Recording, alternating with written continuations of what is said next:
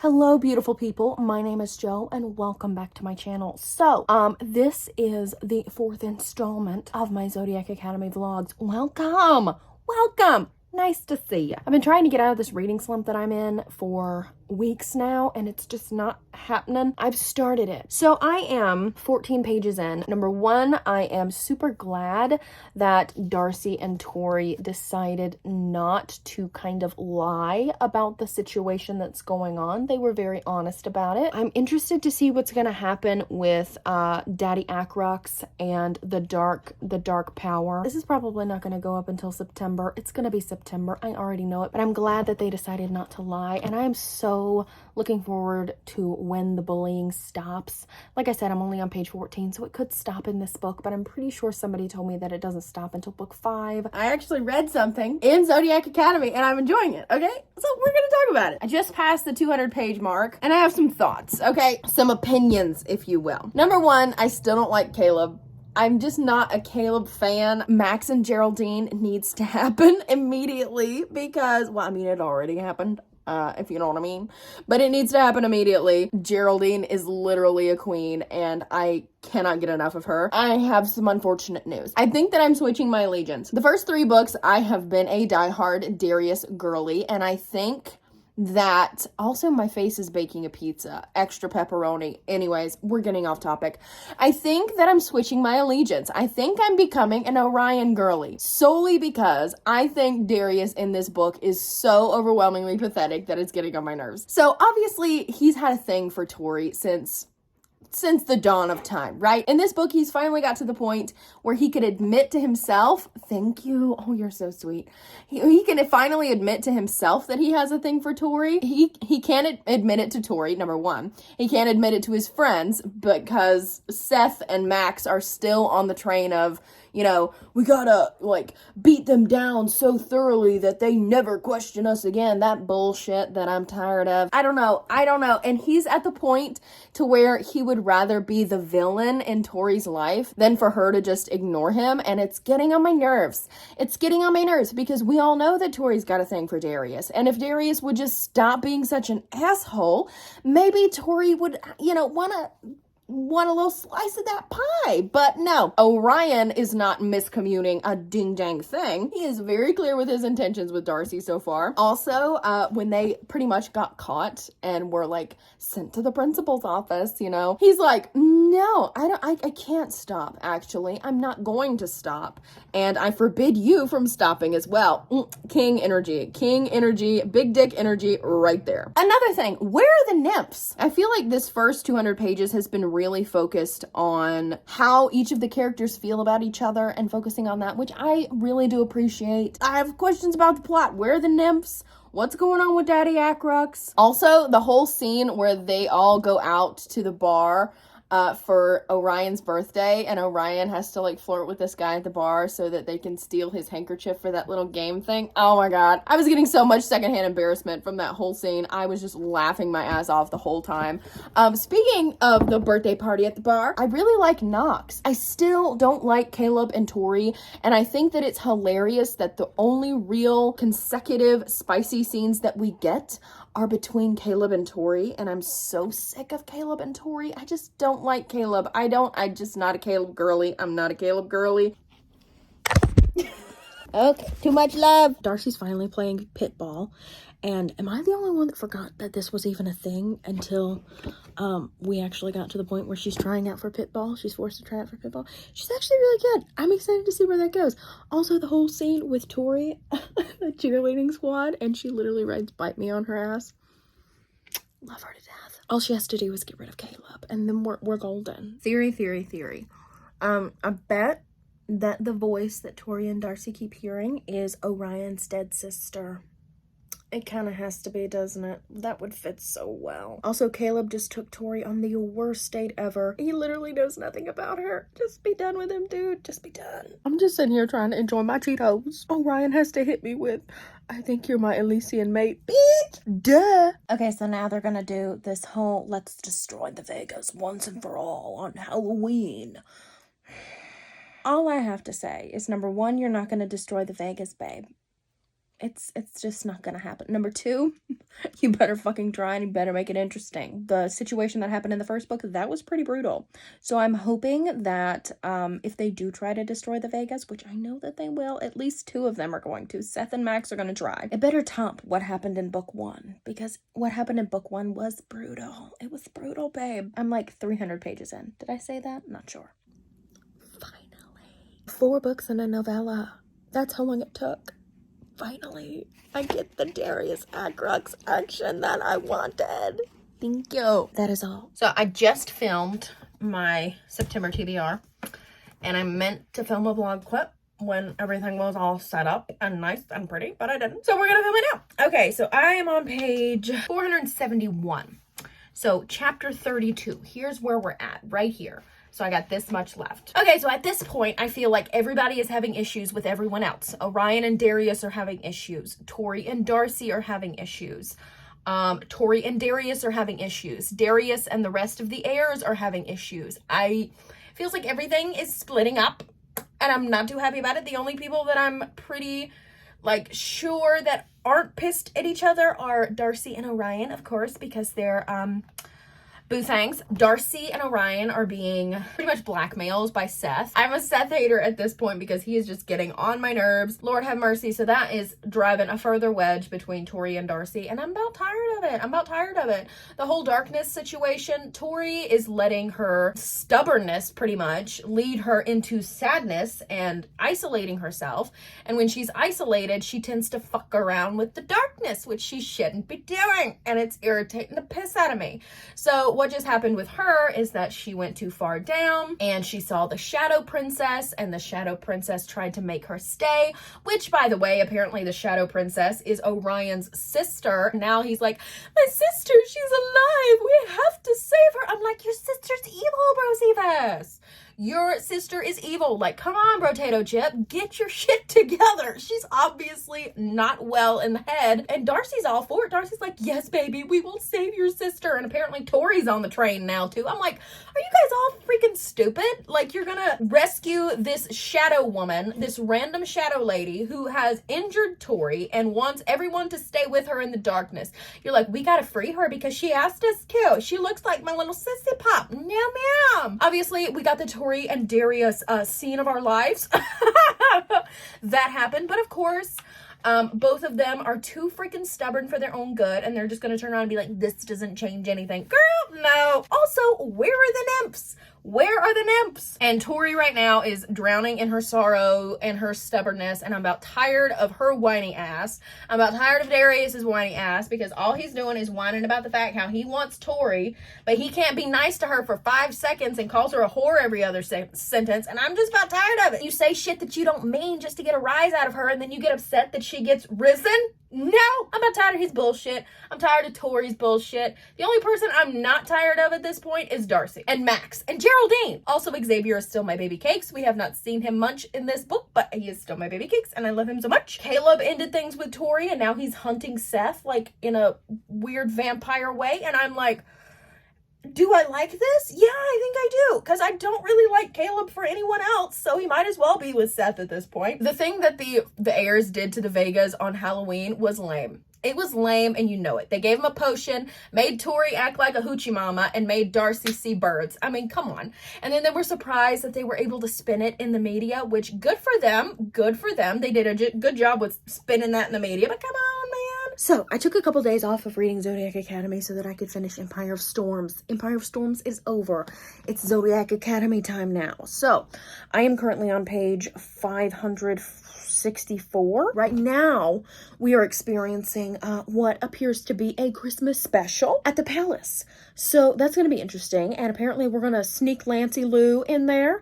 But I think what's going to happen is that all of the heirs are going to end up coming to the palace with the Vegas for Christmas dinner, which is interesting. Also, we found out there was like a magic mirror that showed their mother's memories, and there were 5 graves in her visions.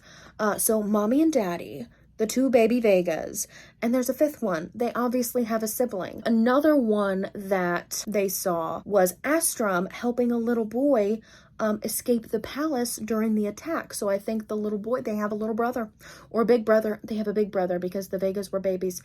They have a big brother. I don't know who it is yet, but they have one. So I'm excited about that. I'm excited to see what's going to happen during this Christmas party. Geraldine is thebomb.com still. Excited about the Christmas party. We're going to see how this goes. I'm hoping going to finish this today. It's Saturday, September 10th. It's my dog's birthday.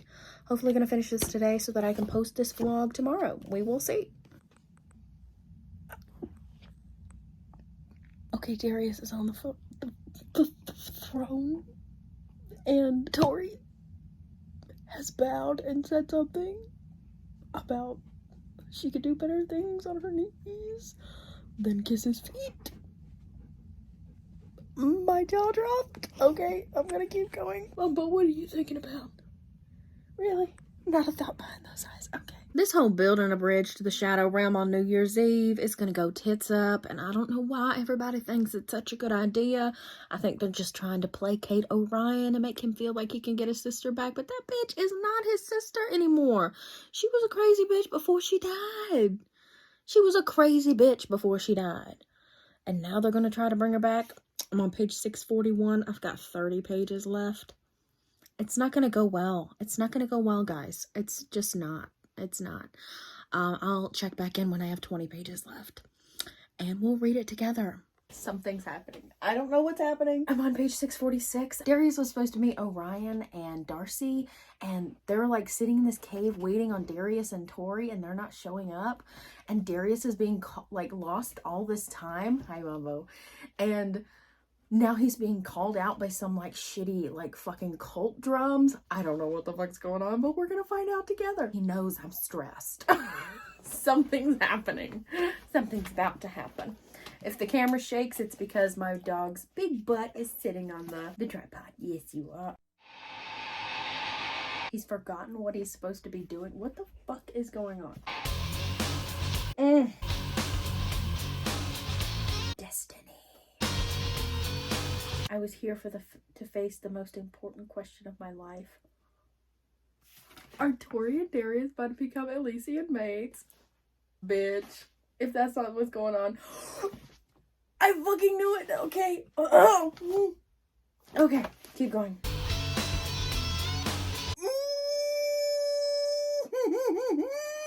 She was my mate. Oh.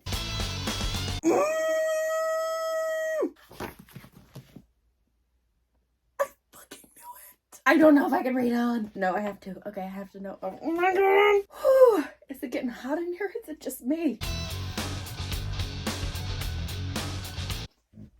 Oh, I know. It's getting exciting, isn't it? Yeah, I know. It's crazy. Mambo's having a visceral reaction at this point. My father governed everything I did like a puppet master pulling my strings. He planned out a life for me, which I was destined to lead no matter my own wants or desires, but he couldn't control this. He couldn't twist this fate. Port. Okay. Elysian mates, unbreakable, true love. Motherfucker. I'm shitting my pants. I'm sweating. I'm stressed. Okay. Roxy Vega was the piece of me that was missing. Are you kidding me?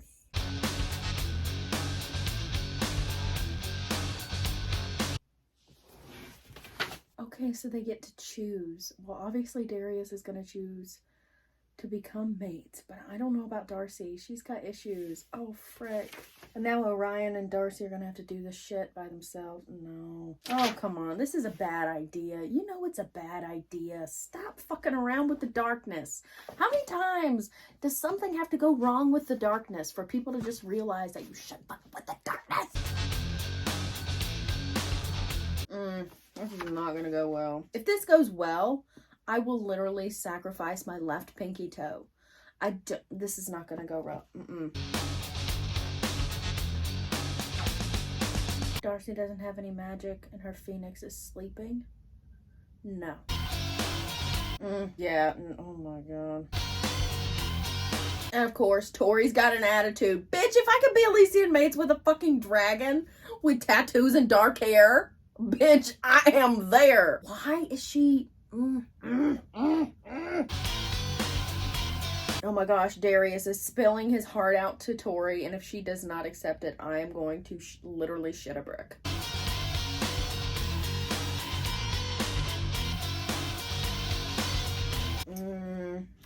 she's not gonna accept it because she's still pissy.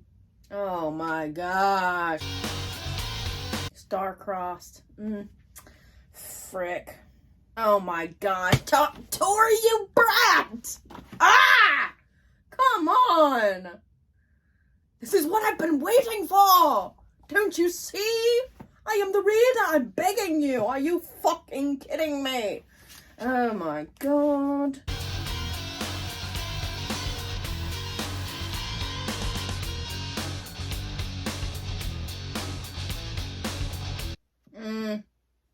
I'm not happy, but I get it. I fucking get it, and that pisses me off. I'm not happy about this. I want to rip it. No, I'm not going to rip it.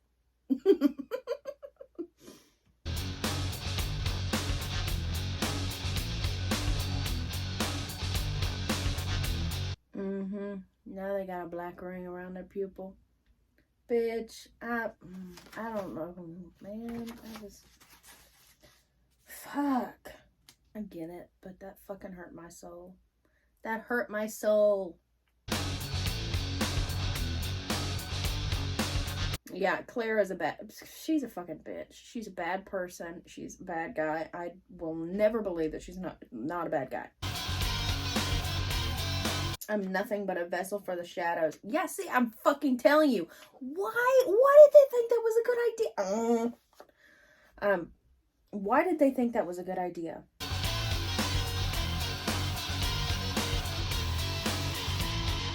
Yeah, she fucking stabbed him and drained him dry. God bless. If Lance fucking dies, I'm gonna be so pissed. No! Are you kidding me? That's the fucking end? Another day, another end to a vlog. So, it is the next day, and I'm finally ready to talk about Zodiac Academy. If you did not see in the last clip, I did throw it across the room, and now she's a little bit injured. She's a little bit injured, but that's because I was pissed. I was pissed. Okay, so overall, I really, really enjoyed this one. Besides the first one, because I'm kind of partial to first books in series, so I always really, really like the first one. So besides the first one, I think this one might be my favorite so far in the series. This is the first book in the series where I can actually see a real big difference in Tori and Darcy's personalities, in comparison to each other. Tori in this one is super hot-headed, super stubborn, super impulsive, and she got on my nerves a little bit. I'm not gonna lie. And I still like her, but I think I'm a Darcy girl. I think that's just what's gonna happen. I have switched allegiances. I am now an Orion girly. I'm hoping he's not actually dead, but I can't imagine that happening. But who knows? Who knows? The whole scene where Tori and Darius have to choose whether or not to be Elysian mates, and Tori chooses not to. That hurt my heart, and it made me very angry, but I also understand. Geraldine is still one of my favorite characters. I think my top two favorite characters are like Geraldine and Xavier, which is funny because they're two of the ones that don't get the most page time, and they're not even the main characters. But Geraldine is so funny, and I love the way that she talks. And I think Xavier is the bomb.com, and I think he deserves the entire world. I really liked in this book that there wasn't as much of the kind of let's destroy the Vegas narrative. There was a couple of situations where that was the case, but the majority of the time, especially in the latter half of the book, we did not get that really annoying conversation, continuous, repetitive, let's destroy the Vegas bullshit. I feel like in the next book, it's going to be even less, especially now that Max has a thing for Geraldine, and Darius and Tori obviously have their thing going on, and Caleb has a thing for Tori. I think there's going to be some trouble afoot now that the dumbasses rose Clara back from the dead. Why do fictional characters always think that bringing someone back from the dead is a good idea? It's never a good idea. It never works out the way that you want it to. And now Orion is bleeding out on the floor, and we're gonna have to figure out what the hell's gonna happen. I don't know. In my brain, Lance making the decision to bring back his sister is not in character. I feel like he would be smarter than that, but obviously he's not. And I feel like all of them should have known that that wasn't a good idea. Messing with the shadows is never a good idea. It wasn't a good idea at any point in this series, and yet they directly want to fuck with the shadows. I don't understand that. I'm interested to see what's going to happen with that. I was also missing the nymphs quite a bit in this book. They were not in this book as much as I thought they were going to be. I feel like the nymphs themselves are kind of like the boogeyman. They kind of just pop up randomly at the end of the book, and it's like, oh my gosh, there's this big tragedy with the nymphs, oh no. And then the next book, there's nothing about the nymphs until the very end. So I'm really wanting some more girth. I'm really wanting some more meat from the nymphs. I still think Daddy Acrux has something to do with the nymphs. I really, really do. And Daddy Acrux is still a bitch. Is anybody surprised? No. Also, Diego apparently is like a spy, which is weird, but Darcy is still like, oh, let's be friends with Diego, even though he's kind of a secret spy and has his grandmother's soul in his hat. I don't know. It's a whole big thing. Right now, I'm flopping between a 4 and a 4.5. I rated it a 5 on Goodreads because I round up when I rate things like a 4.5. So right now it's a 5 on Goodreads. But I'm thinking like a 4, a 4.5. We'll see how I feel in the days to come. But yeah, I really enjoyed this, and I'm excited to continue on with the series, and I'm so glad that I don't have to wait a freaking month. So that was my vlog for Zodiac Academy Book 4, Shadow Princess. I hope you guys enjoyed this video. Make sure to stay tuned within the next couple of weeks for my September Zodiac Academy vlog. I hope you guys enjoyed this video, and I will see you guys next time.